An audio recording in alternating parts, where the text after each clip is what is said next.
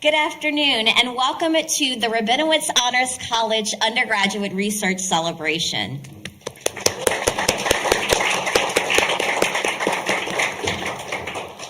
I am Dr. Chumika Robinson, the Senior Associate Dean of the Rabinowitz Honors College, and I'm extremely delighted to welcome you all here today. A special thank you to all of those who are joining us on our live stream, especially President Susan Poser, Honors College alumni, family, and friends. Joining us today, we have a few special guests. First of all, we have our Provost, Dr. Charles Riordan.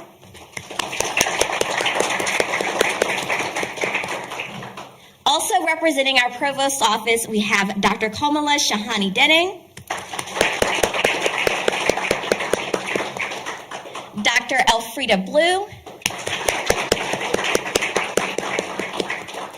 and Dr. Stavros Valenti. We're also welcoming all of our deans, chairs, and professors who are joining us from all over campus in your support of all of our undergraduate students.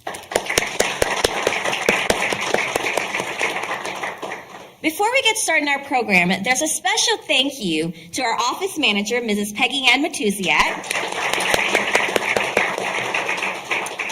our senior support specialist, Ms. Jacqueline Liederman, and our wonderful student aides, who none of this would be possible without. Months of hard work by both our scholars and our faculty mentors have gone into these presentations. And today we get to celebrate the fruits of their labor. So please join me in a huge round of applause for both our students as well as all of our faculty mentors.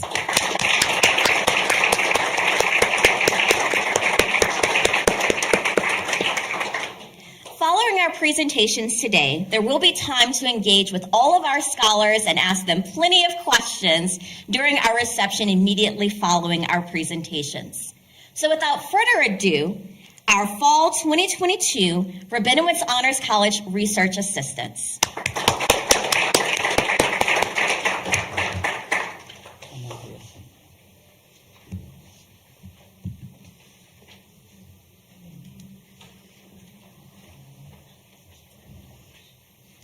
Amalia.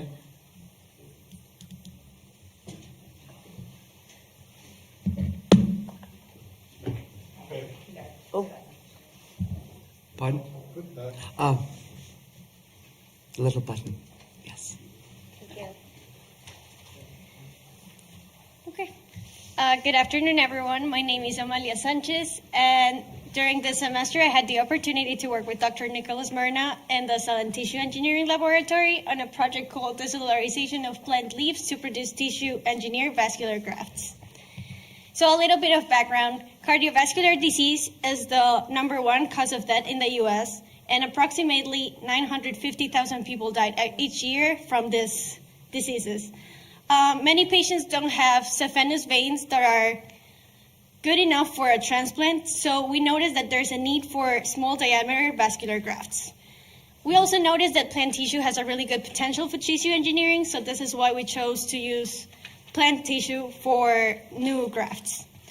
So the objective of this project is to construct a graft with a natural scaffold by decellularizing the plants, which is taking the plant DNA out of the extracellular matrix, and use this structure to seed new human cells and then roll it as a vessel. So the major findings this semester that we did is that leather leaf viburnum is the leaf that works and performs best. We tried black-eyed Susan, spinach, and parsley, but leather leaf has the better mechanical properties by tensile testing, which is a test that allows us to demonstrate how strong the ECM is after decellularization. We also did burst pressure, which is after we roll the vessel, as you can see in this image, we use water and test the internal pressure that the vessel can withstand. And then finally, DNA removal. Our leaves had DNA removal of about 95 or 97%, and the standard is around 90, so we're pretty content with those results. Secondly, we were able to recellularize these scaffolds. In the top image, the blue areas are cells. We were able to stick them to the leaves, so we're really proud of that. And finally, we were able to use different types of tissue glues in order to construct our 3D scaffolds. In the future, we're going to stick with SDS, which is the detergent we use to remove the cells, because it's more consistent and it has better results than other conditions that we've tested. Then we will be using smooth muscle cells and endothelial cells to resemble more of a vessel structure. And finally, we will be using a custom-built bioreactor to condition this graft for physiological pressure and fluid flow. Finally, thank you to Dr. Susan Poser for funding this semester, to the School of Engineering and Applied Science for giving me this opportunity, to Dr. Myrna and my lab team. Thank you so much.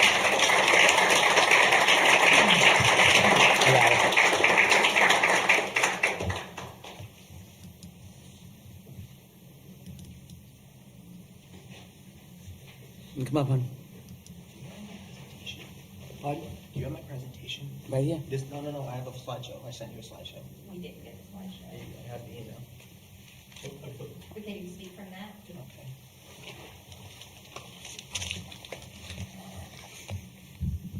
Hello, my name is Andrew Tarabaki, and I'm currently a senior biomechanical engineering and physics major. I have been working with Dr. de Guzman throughout the semester on a project using the use of hair. So why hair? Hair is a very important biological material. We know a lot about its biochemistry and composition, as well as that it's biocompatible. Biocompatibility means that when in contact with the body, we know that there's no inflammation caused. So within this project, we first want to develop a substrate that can support mesenchymal stem cell adhesion, as well as develop a process to fully extract our hair cortex. For the first process, we decided to use agarose to use as a substrate, and it had no cell binding domains, as well as 3 different types of hair, which included normal hair, reduced hair, and reduced delipidized hair. By reduced, I mean it broke chemical bonds, and delipidized, I mean removed lipids. We saw that there was a 20% increase from the control agarose to the reduced hair, so that we see that there's an increased stem cell adhesion using hair. Following this, we saw that we should focus on the cortical types of proteins, such as the keratins and keratin-associated proteins. With this, we needed to develop a process including the use of chemicals to treat the hair differently, including bond breakers and reducers, including dialglycolic acid, potassium hydroxide, and sodium hydroxide, as well as solvents and buffers, including sodium bicarbonate, caps, trisma base, butanol, and ethanol. With that, we created select combinations, including TET, which is diaglycolic acid, ethanol, and trisma base, as well as KB, which is potassium hydroxide and butanol. We saw from this that the strong base in a pure alcohol can actually fully expose our cortex. We see in the SE image on the bottom that there's cuticle shaving and then eventually cortex exposure, and we can see the hair macrofibrils. So from this, the use of the macrofibrils can be used in other experiments due to their increased surface area to volume ratio. Because of this, we want to develop a strategy to organize the layers of the macrofibrils due to their softness and they're hard to handle, as well as secondly, use them in stem cell adhesion, proliferation, and differentiation stages of primary cells from mice and immortalized cells. I would like to thank President Susan Poser for funding my work, the steward of Nancy Rabinowitz Honors College for providing me with this opportunity, the Fred DeMattis School of Engineering and Applied Sciences for conducting facilities to conduct my work, as well as my lab team, Dr. de Guzman, Evan Carroll, Hannah Chaudhry, Nick Condolio, Allison Meir, and Michelle Pazik. Thank you.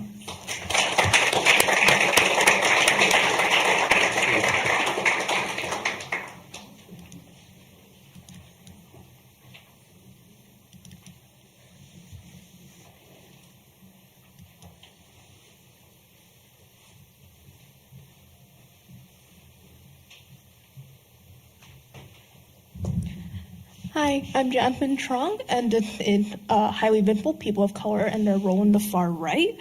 I would like to thank Dr. Susan Poser for funding this research, as well as the Rabinowitz Honors College and Professor Timothy Daniels for giving me an opportunity to do this research.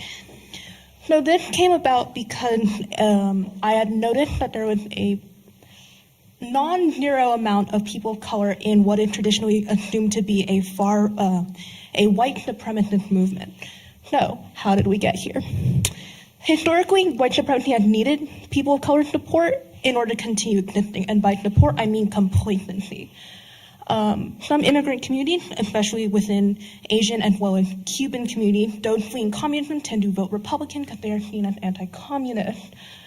There is seen to be a need to become more white in the Americana assimilationist view. Most groups, except for white, most ethnic groups tend to vote Democrat as opposed to Republican. So, with case studies. Kanye West. We have recently seen the meltdown of his career as well as his mental state.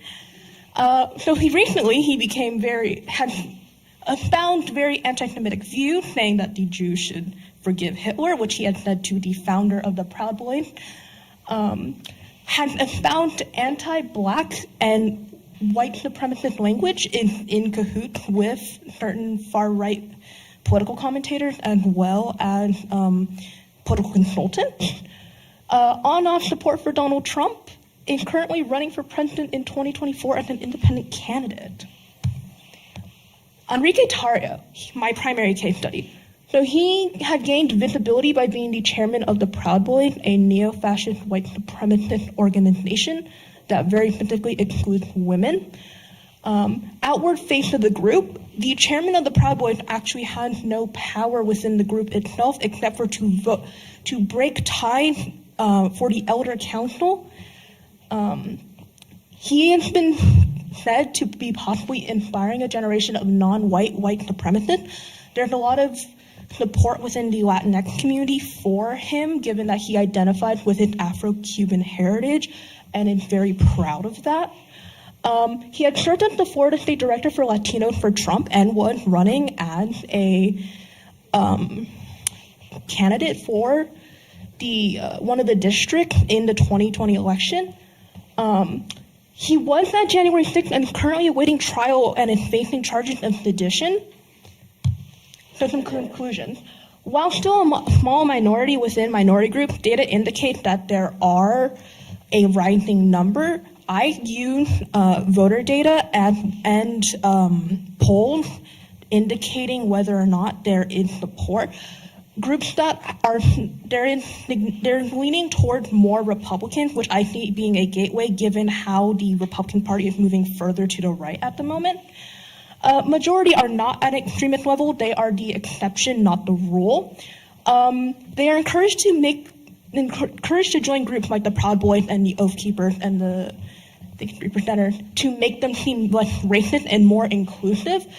The outcomes of the January 6th trial will have a big effect because if they are shown to have no consequences, people will believe that they can join these groups. We will also see how the 2024 election plays out with Trump and Kanye both supposedly on the field. Thank you.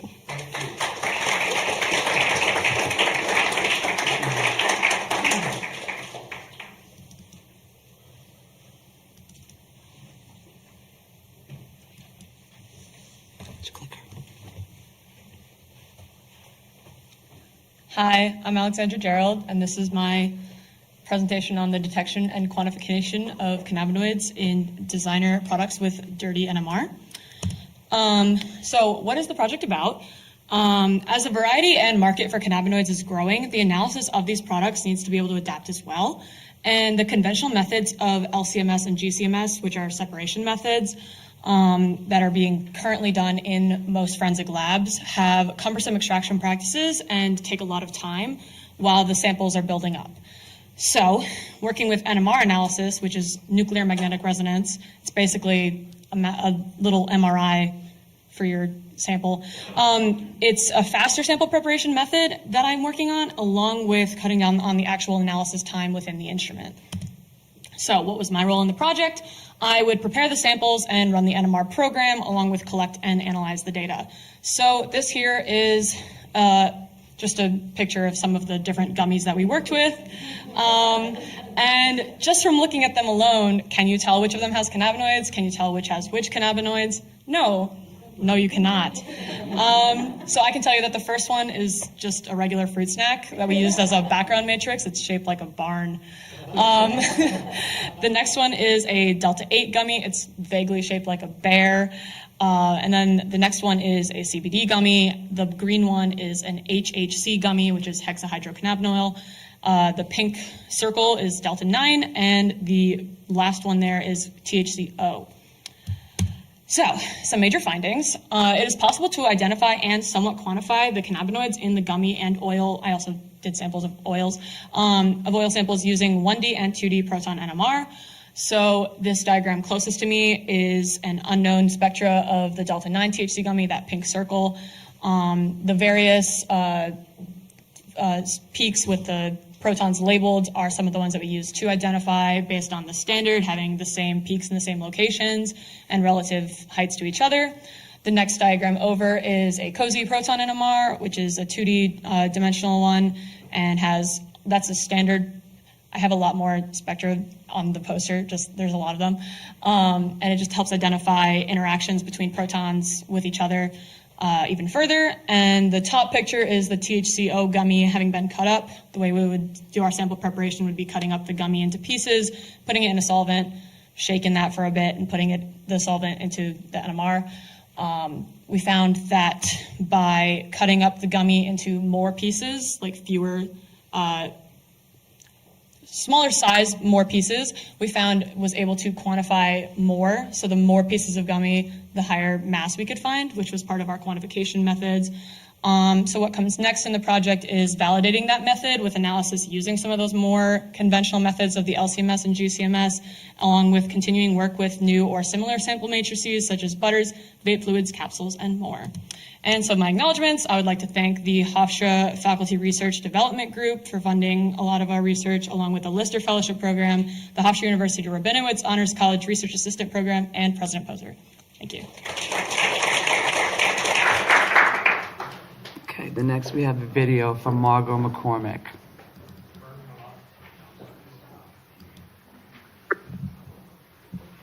Good afternoon, everyone. My name is Margaret McCormick, and I'm a senior mathematical business economics major in the dual degree program, currently pursuing my Master's of Science in Finance as well.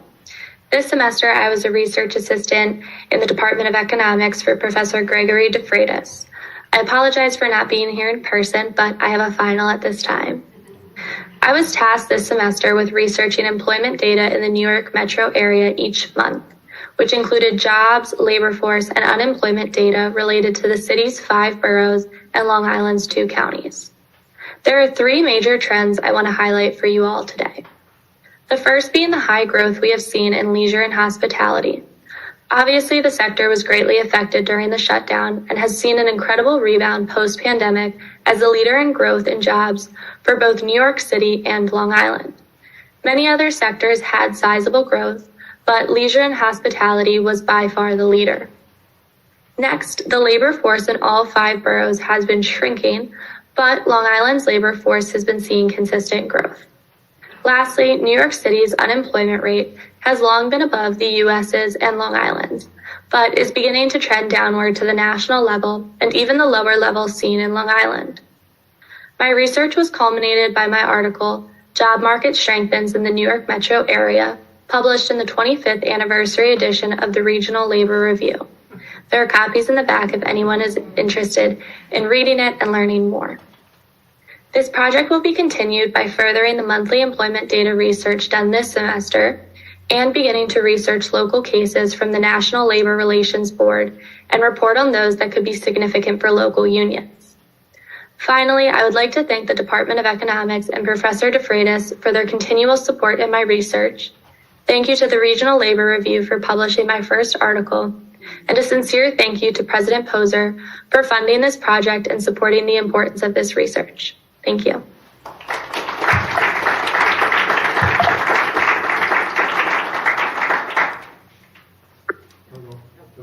Oh, you got it.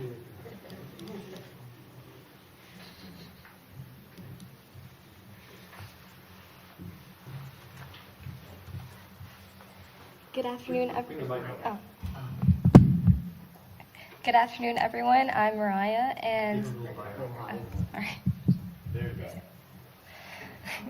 this semester I worked with Dr. Lightfoot and Dr. Wilson Carter on the American race relations during the Obama years and beyond, focusing on the irony of fate. This project was in preparation for Hofstra's 13th presidential conference, and it focused on race relations during Barack Obama's, while he ran for president, and his 2 years as president. We seek to examine the reversal of alleged racial progress when citizens campaign and vote for a black man as president of the United States. And more specifically, as you can see on the graph, this study focused on the intersections of race, religion, and politics in regards to the expectations held by black and white evangelicals in terms of systematic racist policies and race relations. My role in this study was to create and manage the survey that was distributed using the Qualtrics software. I also aided in compiling and annotated bibliography. The next step in this study is to perform a data analysis of the survey responses and to also conduct interviews with participants to gain a first-hand account of the shift in race relations in the political and social spheres. We would like to thank President Susan Poser for funding our research project and the Center for Race, Culture, and Social Justice for their continued support, and also the Honors College. Thank you.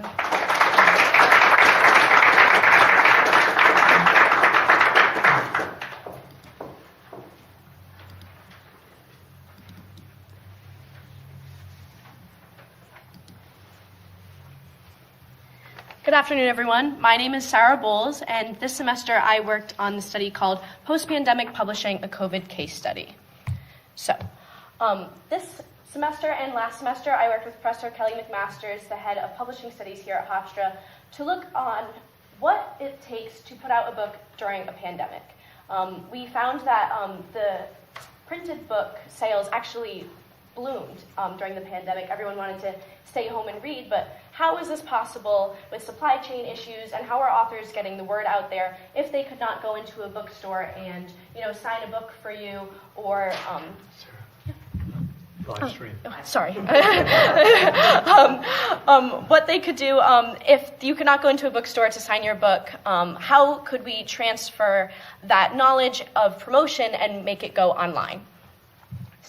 So I conducted a timeline for 8 books that were published from 2020 to 2023, one's coming out next year. And I looked at what each author did before, during, and after the book release and where they held promotion. Did they go to an in-person or an online conference? Did they go to a bookstore? Did they speak at a college? Did they go on Instagram Live? One of our authors did. And what we found is that you have to create a good balance between going in-person and online in this new e-commerce virtual marketplace. For example, All the Frequent Troubles of Our Days was that author's first nonfiction novel, and there was a lot of hype to the book coming out. Everyone was really excited to read it, and after 2 days of it being available, it sold out for 7 weeks. So how do you keep readers engaged? How are they going to remember nearly 2 months later that they wanted to read your book? You have to go online. And a lot of authors do not know how to go about this. If they have been working in the industry for a while, they were not expected to also be a publicist. So this semester, I worked on the data I compiled from the timelines and created an online resources for book promotion infographic. So from this, you can go online.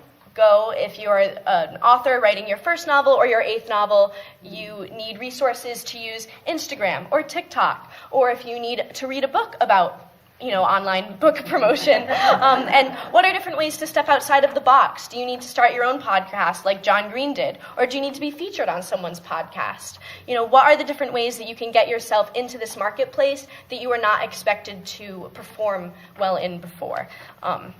So what's next? The database and the online resources for book promotion, infographic, and PDF are live. They are all hyperlinked and researchable for any author or anyone to go on and read more about if they need any resources or assistance in putting out a book and then navigating the online marketplace. for that. We have also submitted our research to multiple magazines and conferences, and I want to thank my professor for helping me, Kelly McMasters, the research of the Honors College faculty, and President Susan Poser.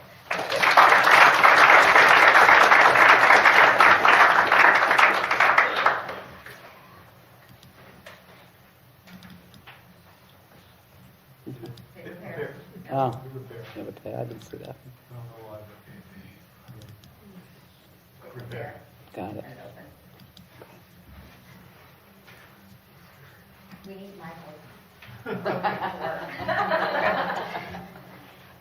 Hello everyone, my name is Sambodhi Vasani. I'm a finance and economics student, and this semester I was a research assistant for Dr. Nitbak, and our study focused on the impact of participation in carbon emission trading on a firm's financial performance and innovation. So what is carbon emission trading? Carbon emission trading is essentially a program designed to limit the amount of greenhouse gases that a company emits. The purpose is to make them responsible for environmental damage that they do, and they do this by placing an additional cost on emitting excess carbon emissions. There are a few types of programs. They're compulsory and voluntary. So how a compulsory program works is it allots a set amount of carbon credits to the company.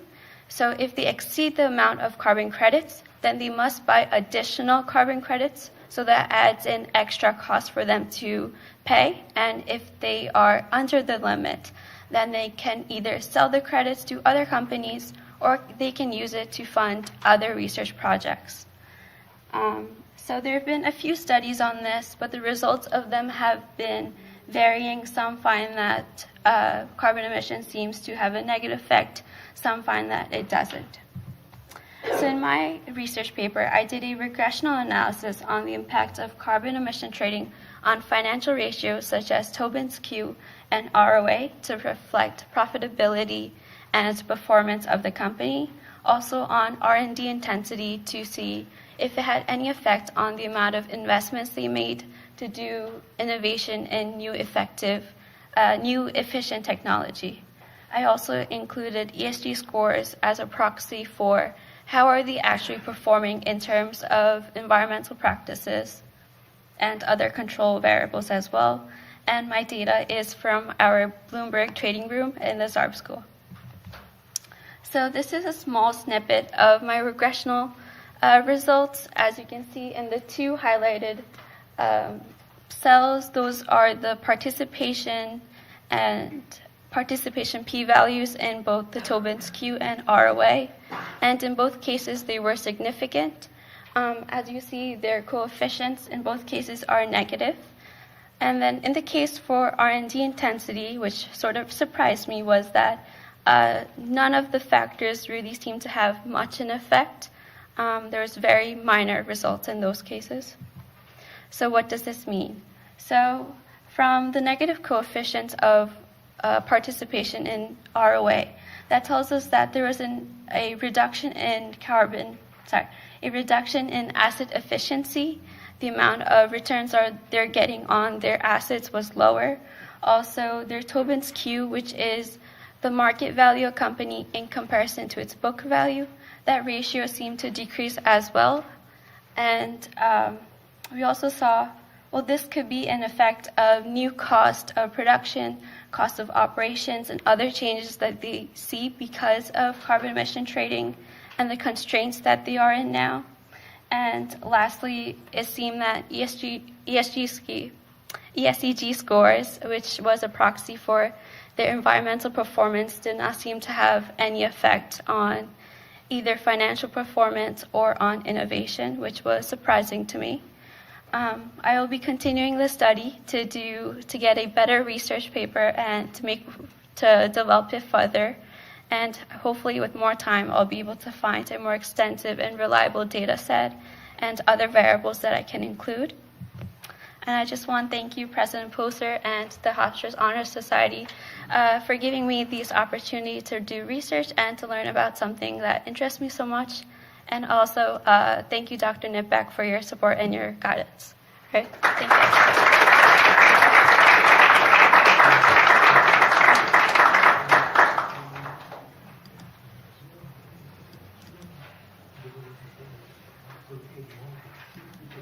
Amanda?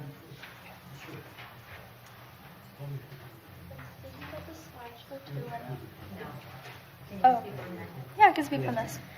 All right. Hello, everyone. My name is Amanda, and I got the opportunity this semester to work with Dr. Farmer on from the geology department. We worked on some samples of deep ocean sediment that came from the ship up on the top. That were collected from the ship off the coast of the Azores in the North Atlantic, and what we were doing with these samples were classifying the amount of foraminifera that are within it, and foraminifera are little amoeba organisms that are smaller than a grain of sand, and they are widespread around the world and have been for around more than 500 million years. So there's, particularly in this spot, we're looking for what the sea surface temperature has been doing for the past,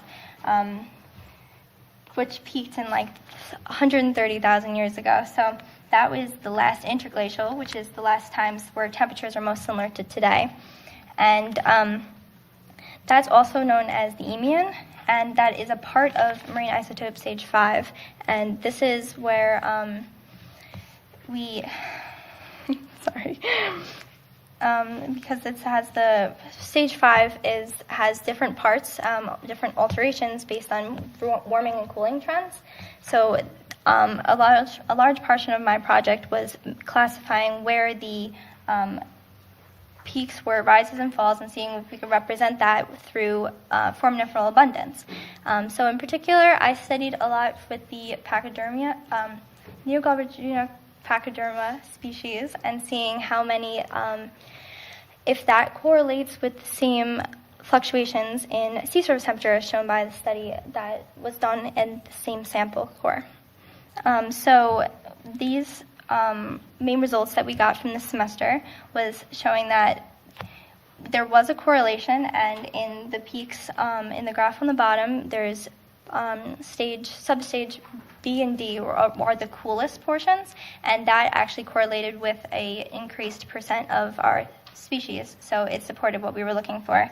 And we can also see that we have a higher fluctuations compared to the red line, which is another study that had the same sample cores, but we have smaller intervals, so we have a more millennial fluctuations, and we can actually see this differences in there. So the next steps in this project would be to pick more samples and further support our theories, and then also to take more of those these nice pictures with the scanning electron microscope, so that further students who work on this project can help identify the correct species. So thank you to President Poser for this opportunity, and the Honors College, and Dr. Farmer for having me this semester.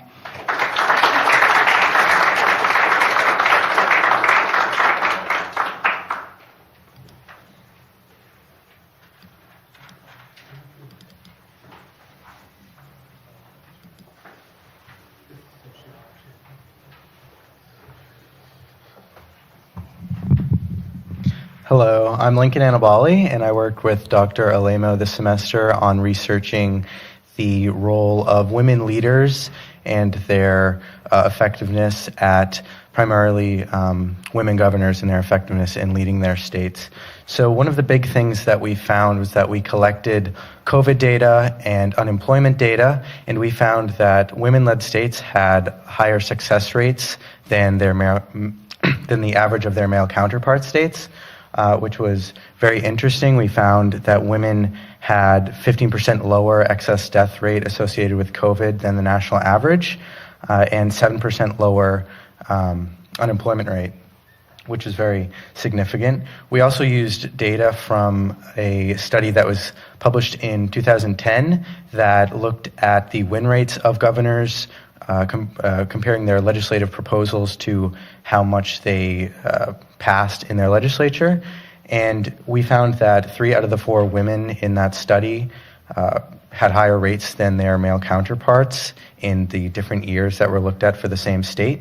So to try and figure out why the women performed better than the men in these data sets, we looked at 56 State of the State speeches by the governors in the 2010 study. So we looked at speeches that were done by governors in the same state, 1 year male, 1 year women.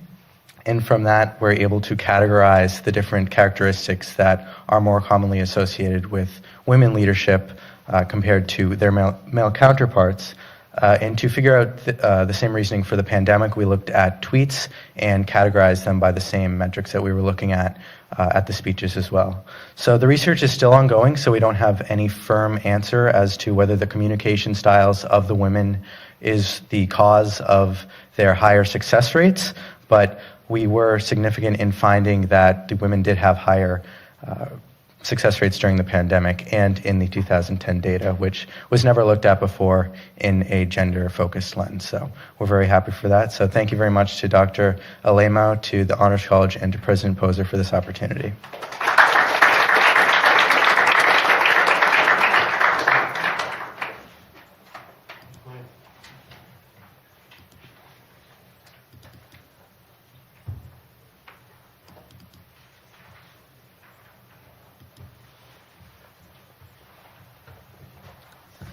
Hello, everyone.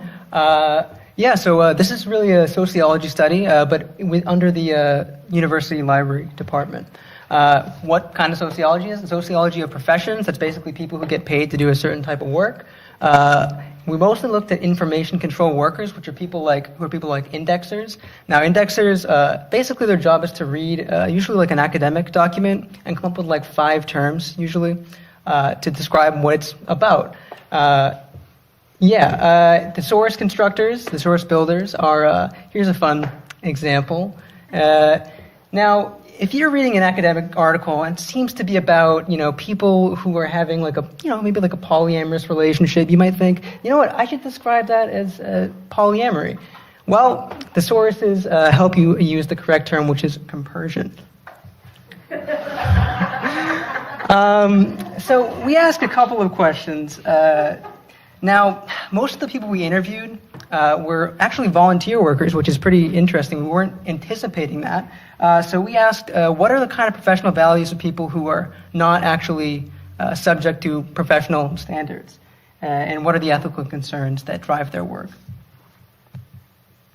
Now, we're using a methodology called grounded theory, which is in which you don't really start out with a hypothesis, per se.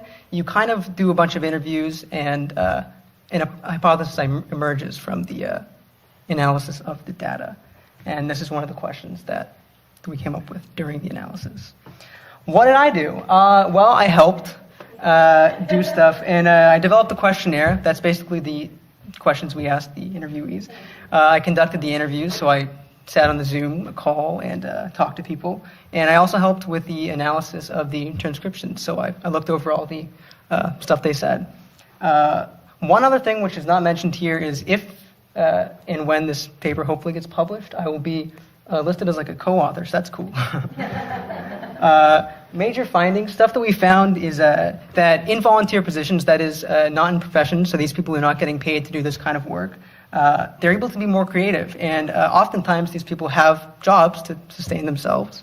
They can use stuff they know from those jobs in this volunteer work. And they have a lot of power as well. If you're a volunteer, no one can really fire you. Exactly, so that is good for them. They can debate within the organization, and they get to control how their work looks. Probably the most interesting thing about this study is there was in using terms to describe documents in the past, it was really about being objective and neutral. We're kind of not seeing as much of that. People are more bringing in subjectivity, and mostly it's subjectivity with activism in mind, using the correct terms to describe like indigenous people or LGBTQ issues. What's next? We're going to do further interviews. The study is not totally completed, and we're going to try to get it published. I just want to thank the Honors College and President Poser for funding this. This is actually started in the spring, and we continued into the fall, so I appreciate the extended opportunity. Thank you very much.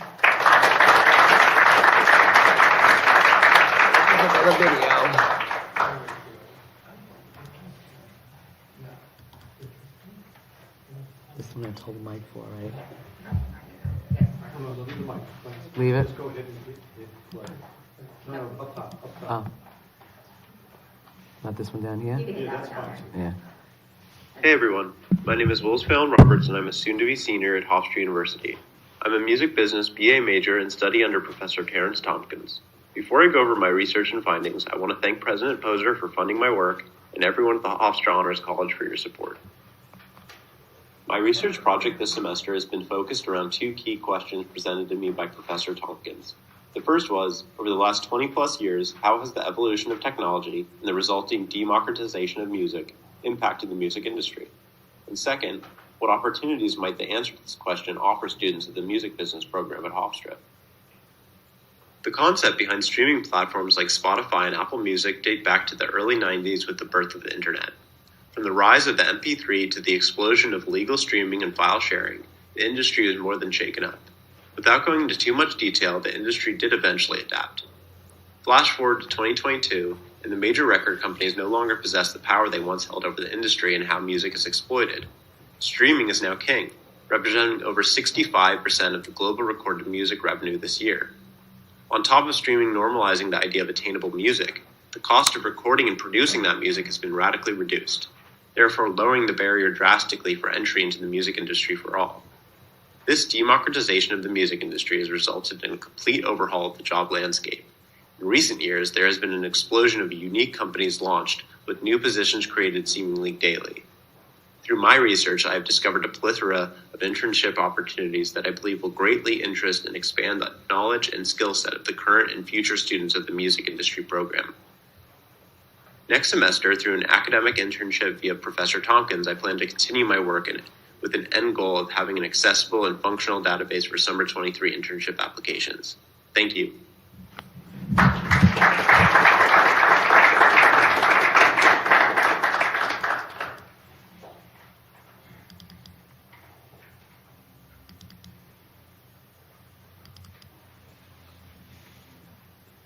Vita?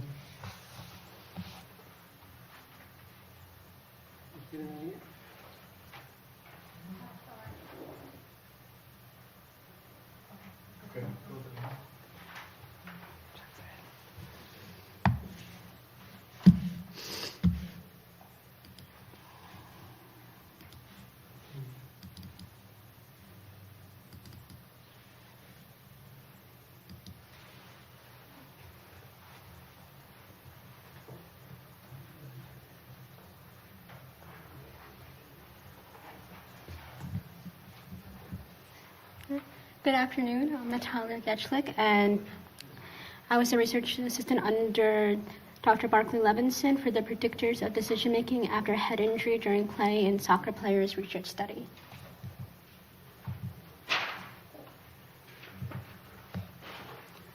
So we decided to look at adolescents and young adult soccer players and how they make decisions regarding injury during play. We used a survey to conduct this research and emailed it to soccer teams across the U.S.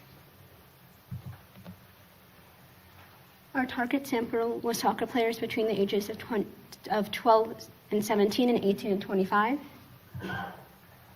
We were able to get 145 responses from 24 different states with an age range of 13 to 27 and an average age of 18. So the survey gave participants 3 different vignettes with different scenarios in which a player was hurt during play. They were then asked to scale on a rate of 1 to 7 the risk of staying in the game, the risk of leaving the game, the benefits of staying in the game, and the benefits of leaving the game. They were then asked what they would do in each scenario. They were also asked to complete the RHC concussion scale and the Dosberg risk-taking scale. This is an example of one of the vignettes. We also had other ones where it was a conference game and a state championship. My role in this project was that I helped to set up the survey, helped to find contacts, helped to send the survey to these contacts, and helped to analyze and organize the data. So we ran a multiple linear regression to look at the extent to which decision-making about remaining in play after head injury was affected by concussion knowledge and by perceived risk and benefits of remaining in the game or leaving the game after injury. And the data concluded that the risk of remaining in play, the risk of leaving play, the benefits of remaining in play, and the knowledge of concussions all significantly contributed to whether the participants decided to remain in play or leave play. The data also concluded that the number of concussions one had and the age of the participant did not have any significant effect on whether they decided to remain in play or leave play. Going forward, we hope to gather more data. We still have emails from different teams rolling in, and we also hope to compare the results of soccer players to the results of non-athletes to see if there is a difference in knowledge of concussion and in perceived risk and benefits of either remaining or leaving play. Thank you, President Poser, for funding this research project.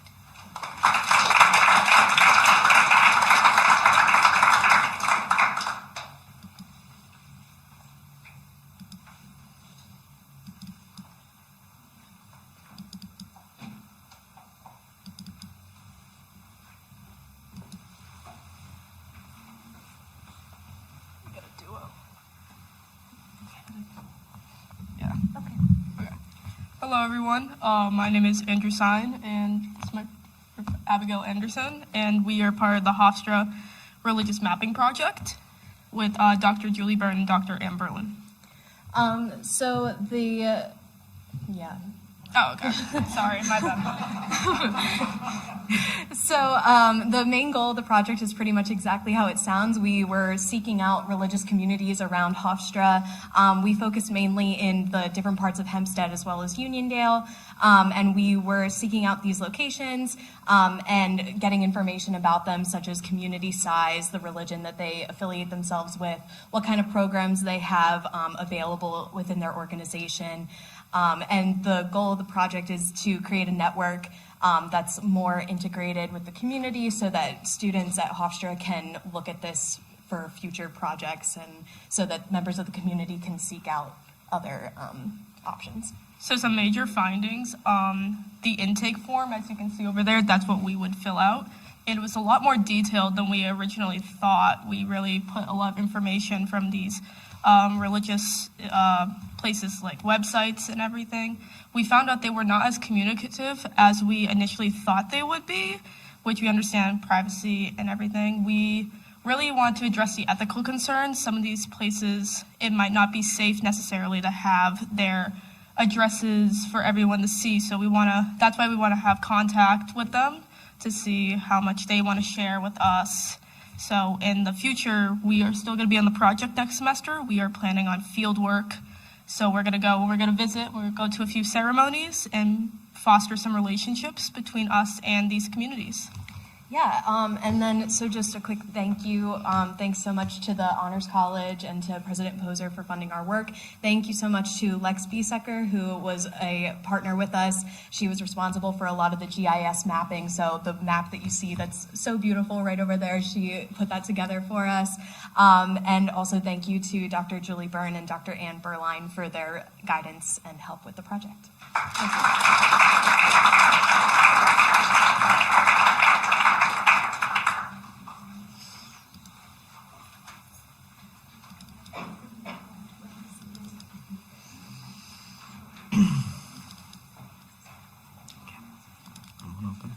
There we go.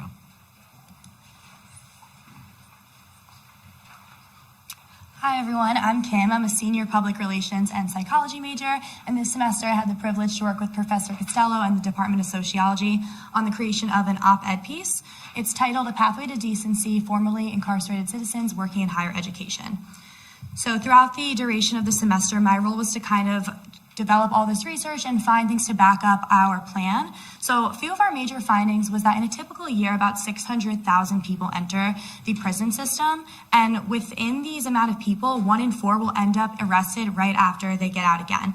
And a lot of times, these are due to factors that are preventable, like poverty, mental illness, substance use disorders. Those can be preventable with proper education and employment. However, these people are barred from that because of their record. And oftentimes, even when they do find jobs, they won't stay in them. An average of 3.4 jobs are found from the sample, which was shown in this case. That just shows that these jobs that they were able to land, they don't really have the security of upward mobility. So there's no real quality for that. So our plan is to propose this op-ed to newspapers around early next year. This was really important to me because Professor Costello had a lot of speakers come to our class last semester, and among these were 2 formerly incarcerated citizens that had a huge impact on me. By them telling their story, it helped me figure out what I wanted to do in the future. I wrote my personal statement on them. They gave me so much, however, they're still having problems finding employment, and I think that with our mission statement and tons of universities' mission statement, we should be able to give back to them. A lot of companies, we kind of have a model for this, so that's kind of what we're going to propose. Some companies we already found that kind of tie their mission statements together. For example, there's a recycling company in California. Their mission statement is that our prisons are overflowing and so are our landfills, so they kind of integrate these two together. So our kind of first steps would be just putting this together and seeing if there's just like a number that the universities could hit to kind of be held accountable for including that in, especially with the inclusivity and the diversity in our mission statement. It would be a great place for universities to start, especially here on Long Island, because a lot of these big universities are also situated in areas that have large formerly incarcerated citizens populations. I just want to give a thank you to President Poser, to Honors College, and to Professor Costello for allowing me to work outside of my department, something I'm very passionate about. This had a lot of impact on my future career, so I just want to thank you for the opportunity.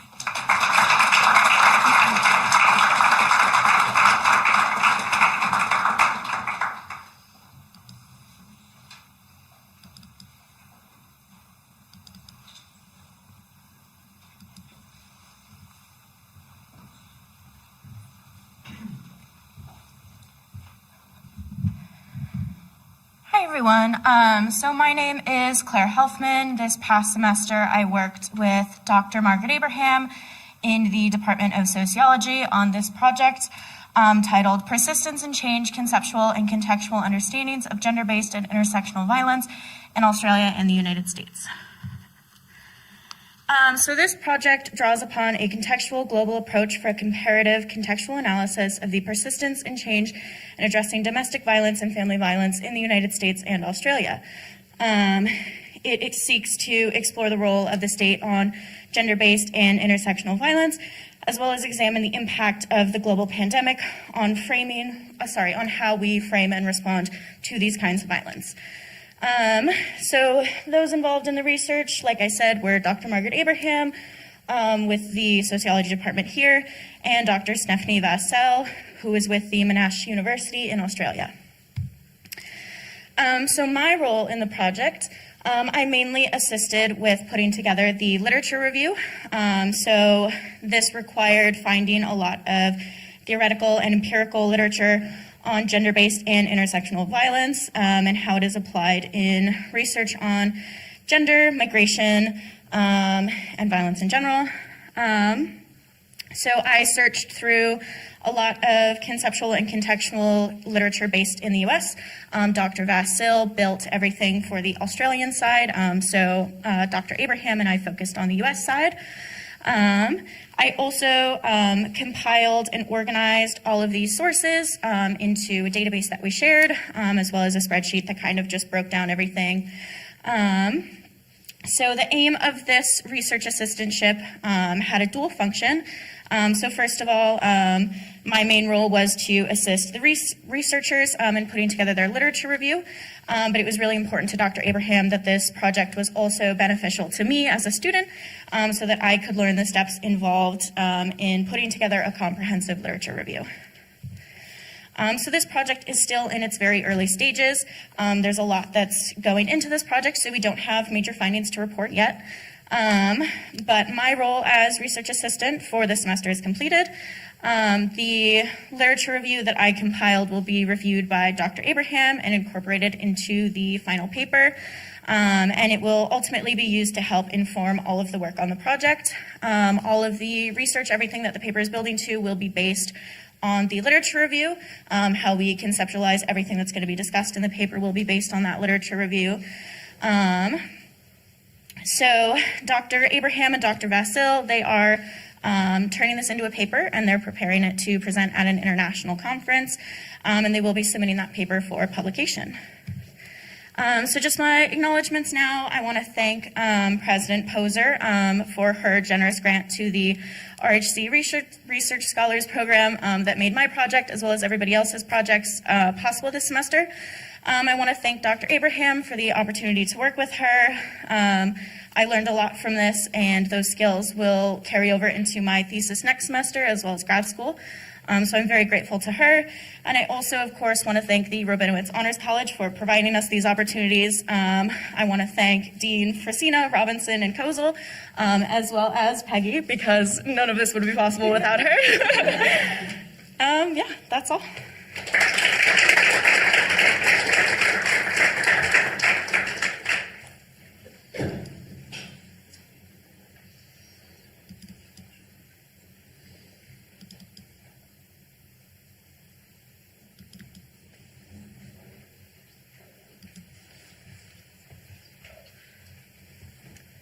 Hello, my name is Juliana Grossman, and I worked with Dr. Dimitropoulos this semester on our project, Multicultural Awareness in Undergraduate Communication Sciences and Disorders Students.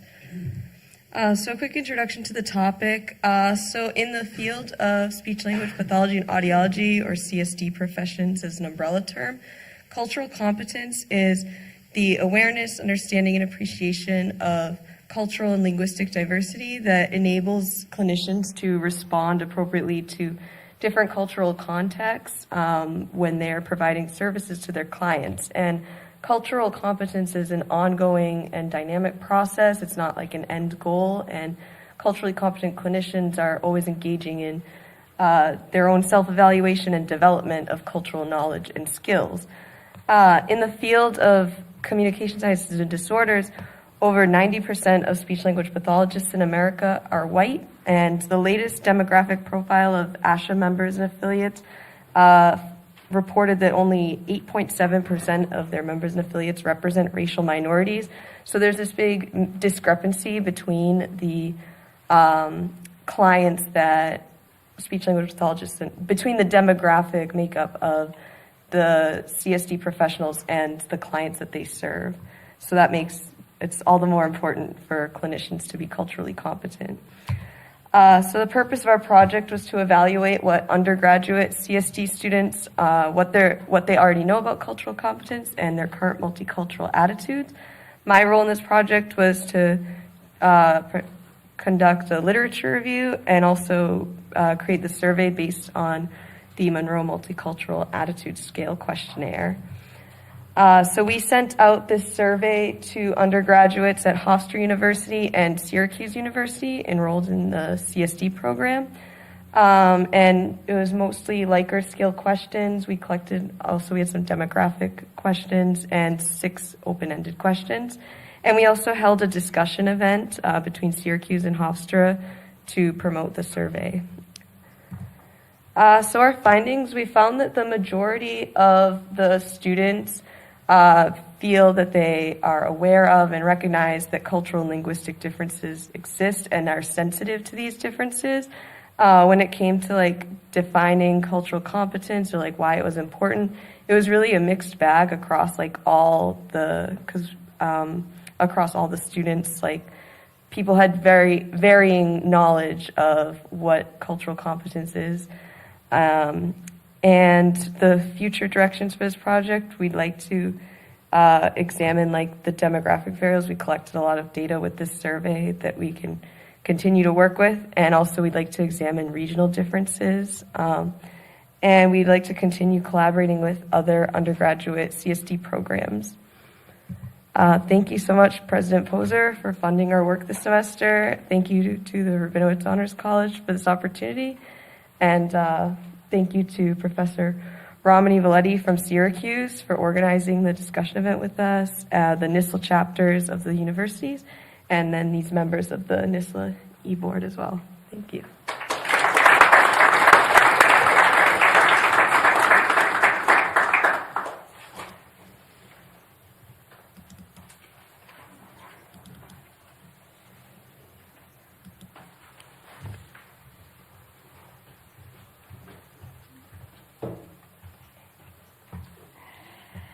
Hi everyone, my name is Gabriela Lovishuk.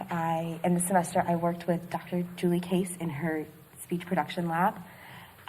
Over the course of the semester, we looked at the reliability for a novel measure of speech accuracy in childhood apraxia of speech. across clinical trainees.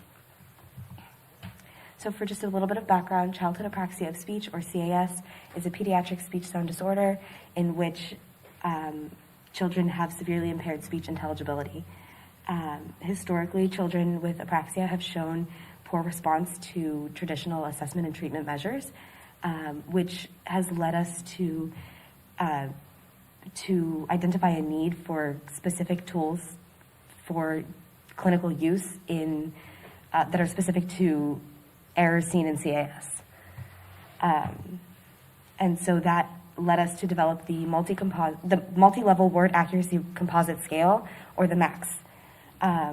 The MAX is a novel rating measure that was designed to assess speech accuracy across 4 domains where deficits are commonly seen in CAS. And these 4 areas are segment, word structure, prosody, and movement transition. In a previous study, the MAX demonstrated excellent reliability across practicing speech-language pathologists, but it's unknown whether clinical trainees would demonstrate similar reliability. So to answer this question, I looked at the inter and intra-rater reliability of this scale across a group of clinical trainees. And so we had 15 participants complete a training and also an experimental task in which they rated 117 different words produced by children with CAS. And once all of that data was collected and organized, we used the intra-class correlation coefficient to quantify the reliability.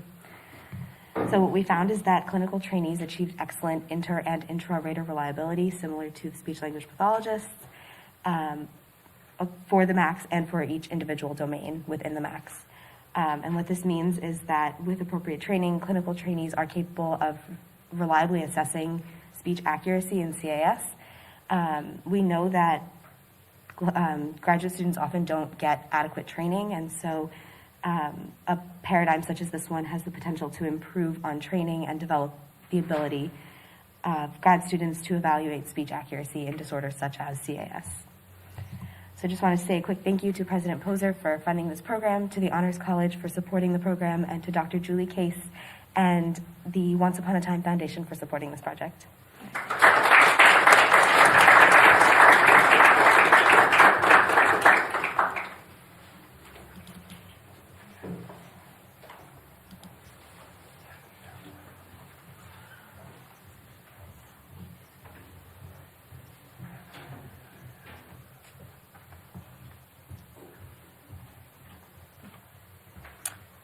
All right, hello, I'm Tanea. This is Lydia. We worked on this project together. So our study is a small piece of a big one, but it's the combination of musical experience, enhanced cognitive abilities, and how training in the evening promotes language learning. So the objective of the project is to investigate the combined effects of musical experience, cognitive abilities, and training schedule on artificial language learning. And this was done by having participants listen to sounds that are not typical to American English speakers and associate them with pictures as if they were words. So basically our role in the project was spanned over 5 days. So on the first day we conducted a discrim program where they had to try to tell the difference between 2 similar sounds. And then, of course, all that, there was also training for the artificial language. And then over the span of day 2, 3, 4, it was just training. And then on the last day, it was training and then discrim. So the major findings were that musical proficiency and cognitive abilities did have an effect on learning experience, and the learning in the evening was more proficient than learning in the morning. You can see there that the morning also started. Our initial morning sessions were lower, and our final morning sessions barely changed. There was not a lot of growth, a lot of learning happening with the morning subjects, but then the evening subjects had a lot more success. And then this project is actually continuing for who knows how long. We are continuing though. And currently we want to use what we found from just this piece of the project, maybe implicating or applying it to therapy sessions or, short learning periods or language learning systems. And then so next semester the plan is to expand the study into the area of socioeconomic status. So we're going to be traveling to different communities within Queens. So that should be interesting. And yeah. And then, of course, we want to say our thank you to President Poser and the Honors College and everybody who works with us in the ABC Lab.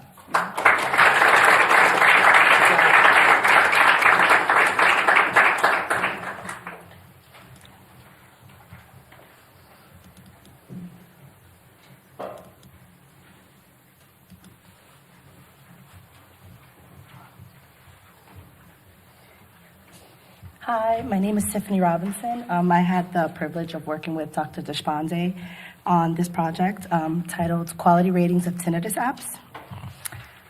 So quick background, tinnitus is the phantom sound in the absence of an external auditory stimuli, so ringing, buzzing, or a hissing noise.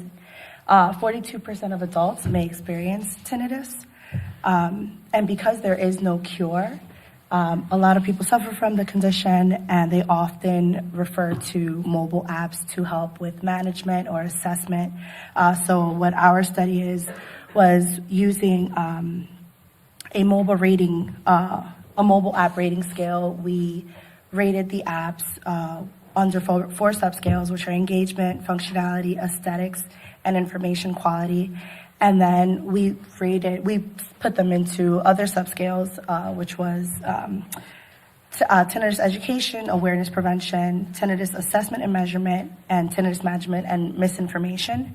And then we followed a flow chart because the study is ongoing. We're currently on step 4, which is still rating the apps. And then our next step is to have 30 participants and use the UMARS, which is the user version of the mobile app rating scale, and have 30 participants input their, how it works with them and how they feel about the apps, and how it helps them manage their tinnitus. And so thank you to President Poser, to Honors College, Dr. Tamika Robinson, and unfortunately Dr. Deshpande couldn't be here today, but a very big thank you to him for allowing me to take part in this.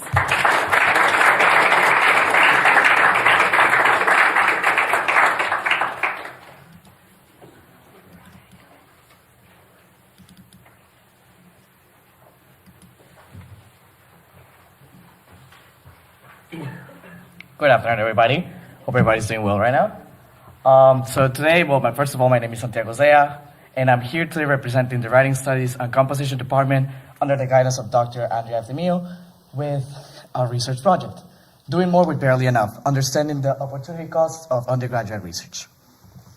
Just a quick triple introduction and contents. We're gonna go through for like 3 minutes, hopefully. Right, just bear with me. She's cute. Let's get started. So first of all, a quick intro and lit review done by Professor Efthimiou. First of all, this project will explore the relationship between peer tutoring value and cost, as well as the life choices of undergraduate tutors face in choosing how, when, or why to do it. This is some literature review that helps me throughout the research make my points in regard of why tutoring and undergraduate research is important. We have information from sources as early as 1995 until very recently in 2022. So just a quick look at our resources. Super quick. Even we have Dr. Efthimiou featuring one of them. So there you go. And then the second part was my part, is the fieldwork and ethnography. So basically, I served as a guinea pig for this whole project. So I'm a senior in business economics with a minor in writing studies and composition, and this opportunity of doing undergraduate research and tutoring at the Writing Center came to me this semester. So I took the pedagogy class for my writing studies class last semester, and I was offered all these opportunities this semester. So I had to find a way in which I was able to balance my life with the new responsibilities that I willingly decided to take on because of my ambitious and my drive to just go and get as much as I possibly can. So this is just a quick rundown of the changes this semester. And then additionally, since I was working on an independent research project that then was added to this final project, I had to go attend some events throughout the semester. So just a quick idea of understanding the opportunity cost of peer tutoring. In my ethnography, I wrote my challenges with the opportunity cost of tutoring versus going out, working, attending to my family, my friends, my extracurricular activities here at Hofstra, and other, life-changing things that I had going on in my life. So I came up with a lot of doubts and stress throughout the semester as I was writing and attending these conferences. I didn't know if I'll have time to do my work with Dr. Smio. I didn't know if I would have enough time to tutor, to do my homework, to excel in college, to participate in the esports community, as well as the outside community, and work my part-time job since I am the breadwinner of my house. So it's just a lot of emotional stress and going on, as well as watching some of my peers succumb to this stress, made me think about all these choices and make me question if this work was worth it for me or feasible for me this semester. So we have some outcomes of peer tutoring and research for this semester. So in 2 months, I fully developed an interdisciplinary research project, which was dedicated to multiculturalism and diversity in the Writing Center, which one later on was presented it was worked on at the Naylor Workshop in Pennsylvania and then presented it at NCPTW 2022, from which luckily I won Emerging Scholar Award for it. So that was one of the amazing outcomes of such project. And then as well as simultaneously working with Dr. Femio in the planning and scheduling of this research project. Then in 1 month, I presented, in the same month of October, I went to Naylor at the beginning and then to NCPTW at the end to present both. So October was just, thinking about this whole thing, and it was also during my birthday, so it was just a lot of things going on.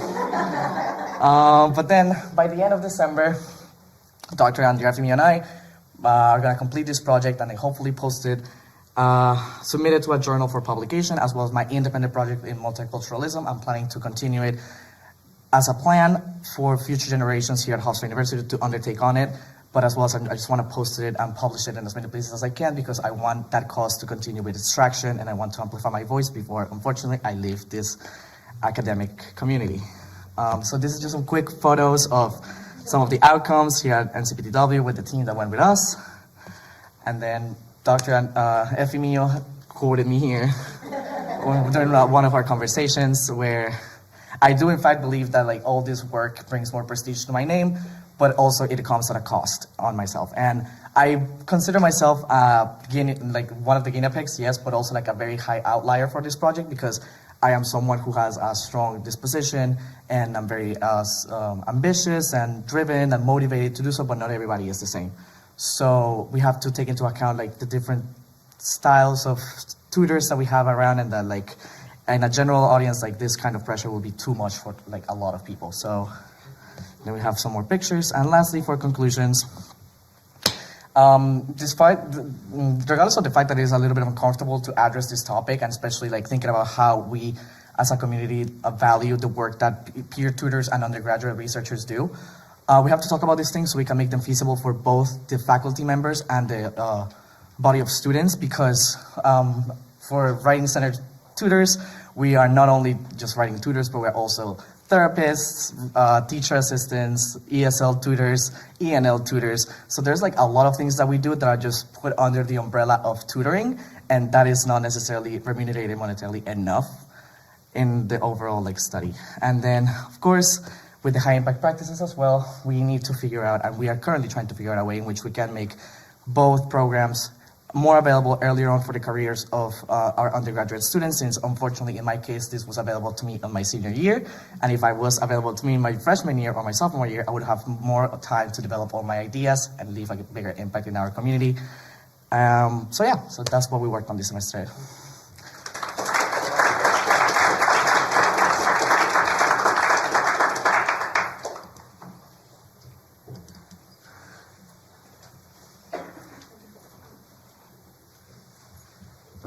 PDF.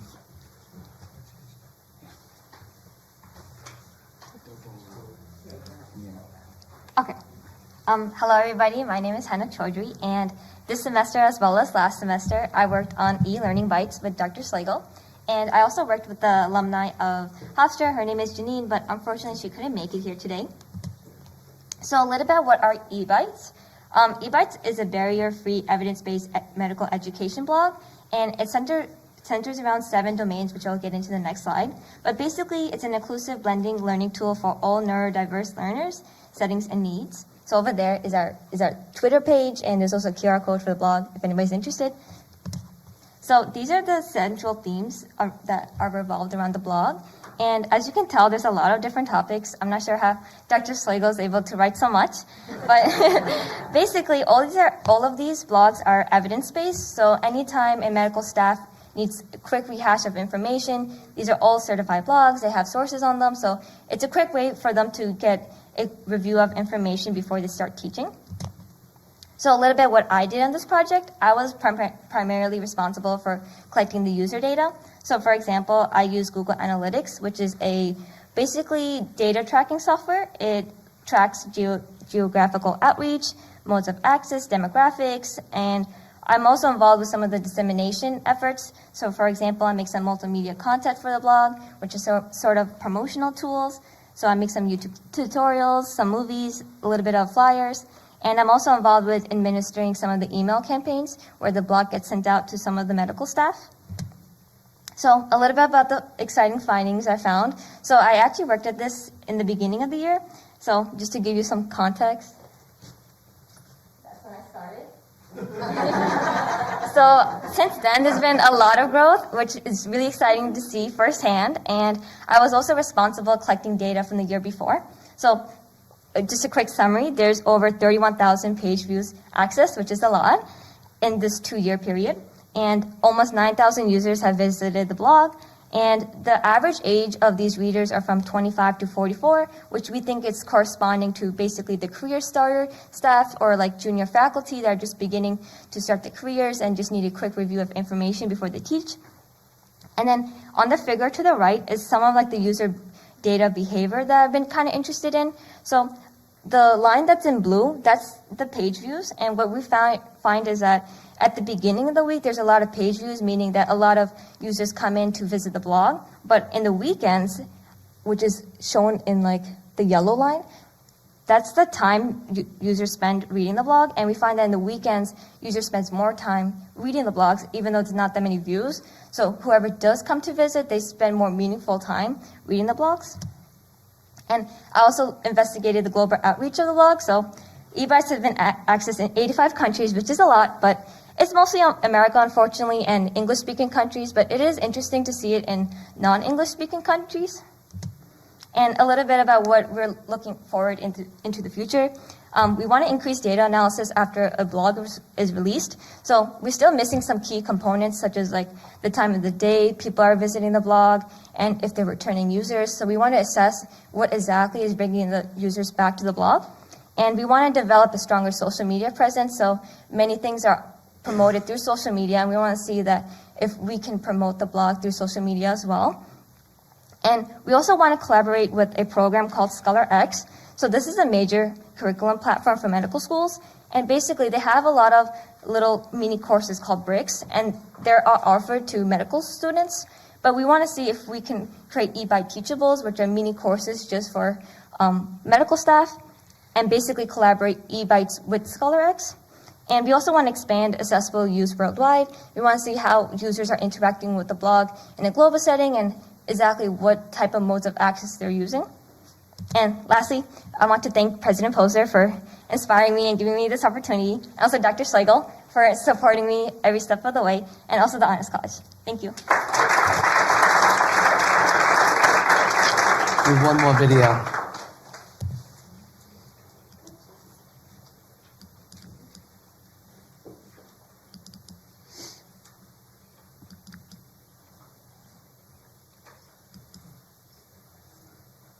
Hi everyone. This year I've been working out of the Zucker School of...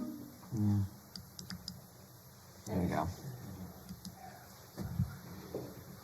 Hi everyone. This year I've been working out of the Zucker School of Medicine on a research project focused on the E-Delphi method. The project specifically looks at compiling a list of guidelines for the merging and acquisition of library resources in the event of a hospital systems merger. The sharp increase in hospital mergers and acquisitions seen across the country since 2010, with a record peak of 117 mergers in 2017, preempted our project to look into this. Thus, our objectives are to create this list of guidelines to add to the available literature, all the while adding to the available literature on the eDelphi method. The method itself relies on a series of digitized questionnaires in which an expert panel vote anonymously to reach a consensus on a given topic. In our case, this works as such. After creating the initial free response portion of the survey in spring of 2022, the panel was allowed to free write their thoughts and opinions on topics on what is and isn't recommended during the merging process. Central tenets were then extrapolated out using the model of qualitative design. Then tenets were voted on via a Likert scale to reach consensus throughout the summer and then again in a second round this fall. Tenets were created using a system of qualitative coding to pull out themes seen throughout the panel's written responses in round 1. Using thematic analysis to ensure all written and implied ideas were accounted for in the round 2 tenets, the round 2 survey was created where each tenet was voted on from the scale of 1 to 7. As shown here, 1 represents an absolutely not recommended task and 7 is considered essential. We then defined consensus. 75% or more voting 5, 6, or 7 on the scale moves a tenet onto the final list of guidelines. Any tenet that had 1 votes from 75% or more of the panel was dropped from the survey and was considered a not recommended task. All other tenets went up for revote in round 3. Right now, we're still in the middle of conducting round 3, but post-collection and analysis, our plan is to compile a completed list of guidelines from this round. This would then lead us to the writing stage of our research project, where a manuscript would start to be formalized next year. With that, we would plan to then publish sometime in 2023. Thank you.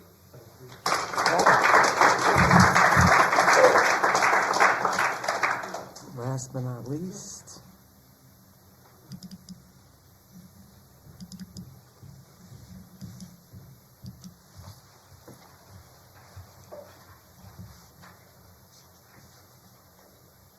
Hi everyone, my name is Pia Luthra and I worked on JITT, Just-in-Time Teaching Infographic Tools, with Drs. Alice Vernari and Judith Brenner. So what is JIT? JIT is an infographics app that was created to support and engage clinicians in a fast-paced clinical learning environment with free open access medical education resources. These infographics and resources are evidence-based microcontent, which are available on mobile devices and delivered asynchronously as a faculty development strategy within these medical fields.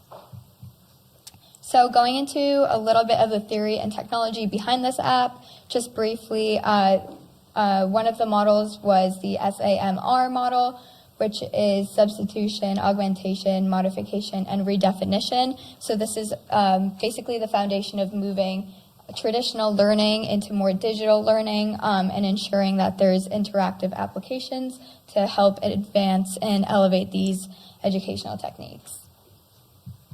Also, we looked at the TPAC model or theory, and this is more focused on the technology behind the app as well and the information on the app. So here is a brief summary of how to use the app. First, there's the pre-huddle discussion in which the attending and resident meet to discuss which skills they are going to be teaching. As you can see, there are different subtopics that you can click on, and each of them has more information within them. And then the foundational teaching is used to set expectations and guide the learner and enhance the overall teaching. Again, as I had mentioned, subspecialty teaching, so this is based on cases that are being seen. For example, ethics or family medicine, it's specific to the situation. And lastly, giving feedback and closing out on a foundational JIT. So my current project and role is based around these 3 things, so Powtoons, Instagram, and publicity. I'm going to go into more detail. So first, Powtoons. These are animated videos which allow for the infographics to be placed into a video and demonstrated using a clinical example. So it allows for a better understanding of the infographic as well as applying this information to clinical settings to be obtained. Again, it also creates another method of delivering this information to instructors and learners. Next is Instagram. We are still working on getting the Instagram as well as using it. So this would, in the future, allow for more attention to be brought to the app. If people find it on Instagram, we can link that back to the app for more information. Different features also allow for interaction between this information and the learners. So I'm sure a lot of you are familiar with Instagram stories and quizzes that you are able to use on the app. So this allows for interaction and kind of feedback and quizzing that we can get as well. And lastly, publicity. The overall goal is to increase publicity since it is relatively new, and then another interactive mode to be added, and then be found by instructors and learners. And then this is kind of just a brief summary of some outcomes. So JIT's opened, users, and countries that are accessing this app. And I just want to say thank you to President Poser, the Honors College, and Drs. Judith and Alice for allowing me to work with them on this project.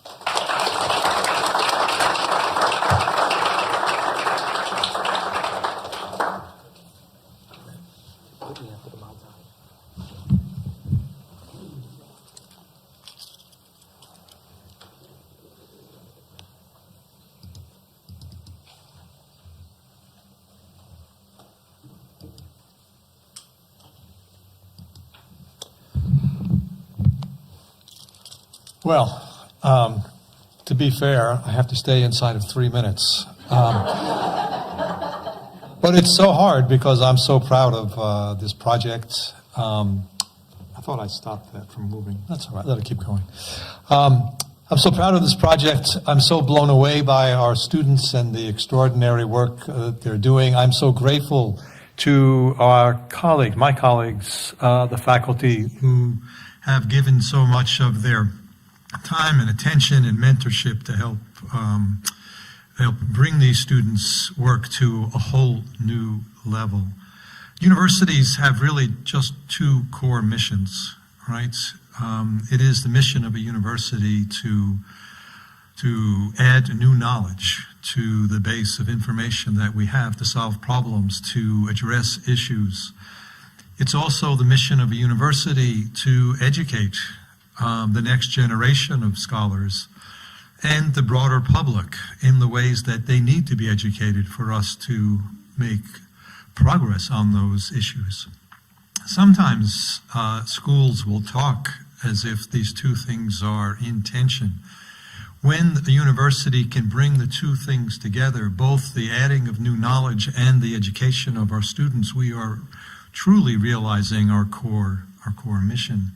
That's what this project does. I know from watching these students and from listening to their presentations that whole windows have been opened for them into the worlds that they are heading towards. It is extraordinary.